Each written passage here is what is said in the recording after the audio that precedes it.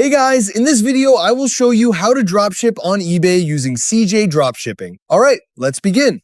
First, sign into your eBay account and make sure you're using the store you want to connect. Then open CJ Dropshipping in a new tab and log into your account as well. Next, go to the app section in CJ Dropshipping, click on Install App and select eBay. Then, click on the Install button and wait for the app to be installed. Once done, open the app from the left sidebar. Now, click Add Store. Then, authorize the connection by following the prompts. If you have multiple eBay accounts, make sure you connect the correct one.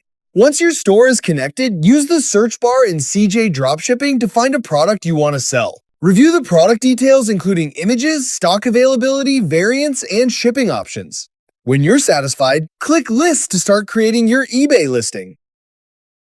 Select your connected eBay store and choose the correct marketplace, such as the United States or the United Kingdom. Then select the most relevant eBay category, create a clear keyword-rich title, and confirm your payment and shipping settings.